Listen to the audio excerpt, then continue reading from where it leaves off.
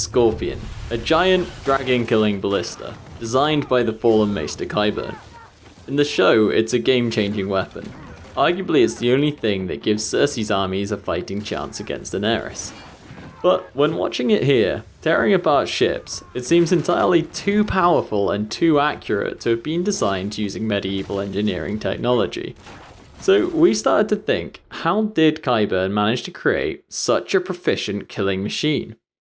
You may have seen the news articles about the water bottles or the coffee cup that were mistakenly left on Game of Thrones sets, but what we all seem to have conveniently overlooked is that Qyburn has blatantly been doing his design work on a Dell laptop, with what we suspect is the latest edition of SolidWorks. So once we'd spotted this, we decided to model up our own Scorpion to get a better understanding of how his design process may have gone. The SolidWorks suite is capable of a lot, but to do most of it, you need to start by creating a 3D model. We reckon Qyburn would have designed the central bulk of his Scorpion as a multi-body part, making use of the weldment functionality to keep an automatic cutting list for the required lengths of wood.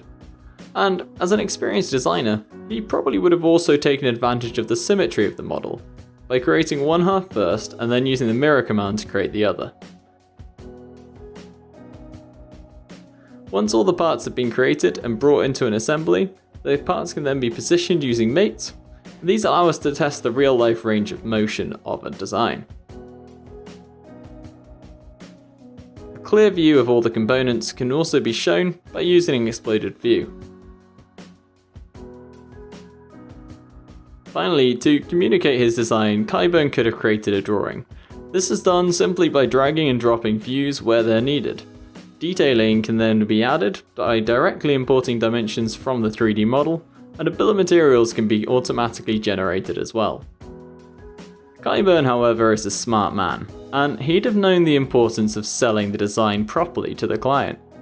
He'd also have known he can do better than a simple drawing on a piece of paper, especially when the client is a tyrannical queen who, in the past, has been remarkably unimpressed by paper.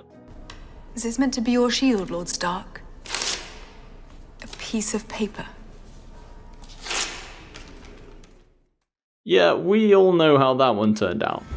So this is where SolidWorks Visualize comes in. Using Visualize, we took our model, applied realistic appearances, and then used a series of simple camera transitions to create a visual showcase that's much more appealing than a static drawing.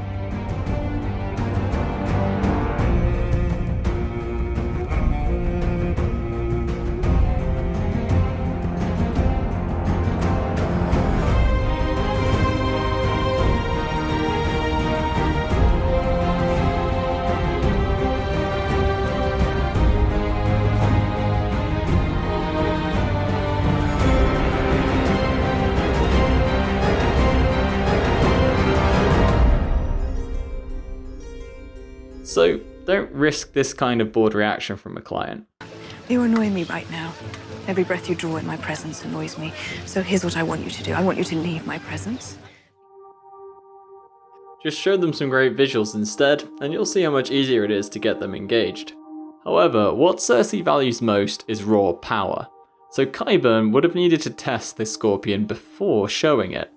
SolidWorks Simulation allows you to evaluate the performance of your designs, and in this case, we wanted to know how powerful the Scorpion will be. To work this out, we used a non-linear dynamic analysis.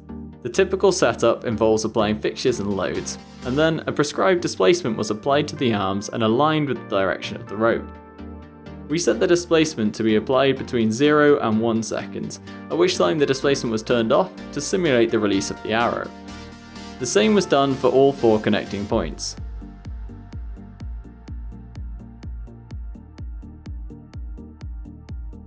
After obtaining the results, we can take a look at the stresses and displacements of the arms of the Scorpion, but most importantly, the force required to pull back on them. If Qyburn had done the same, he would have then had a good indication of how powerful the Scorpion will be.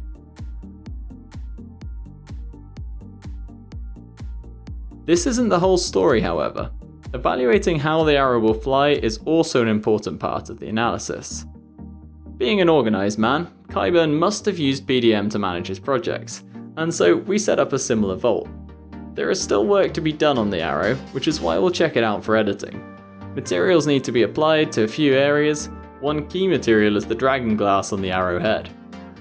Our changes can then be saved by checking in the file back to the PDM vault, and then to test the performance we can make use of SolidWorks Flow simulation. We can start by setting a goal of drag force, and then an equation goal of drag coefficient can be added by specifying the aerodynamic equation. Results can be previewed live as the analysis is calculated, and the visual and numeric results checked afterwards.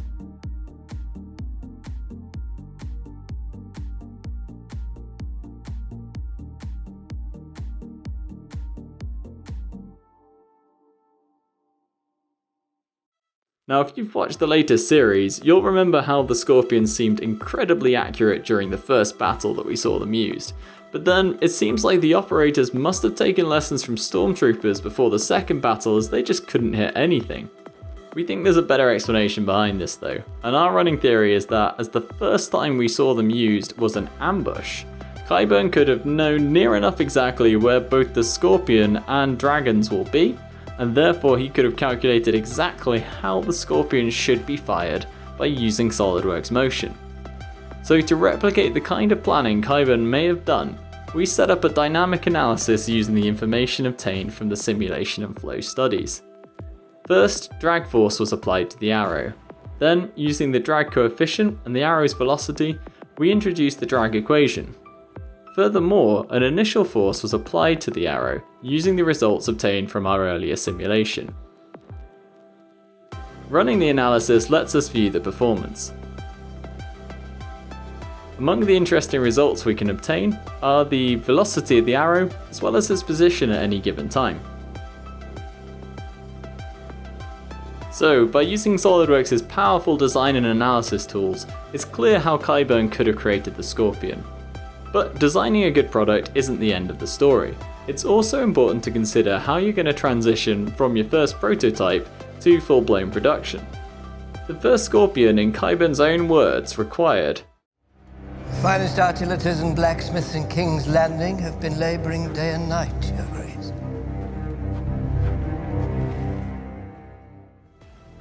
But by the last battle, we can see from the number of Scorpions that they've seriously ramped up production. This clearly must have taken the efforts of many of the city's tradesmen, and to outsource this amount of work, Qyburn must have created some clear instructions for manufacturing, assembly, and for usage.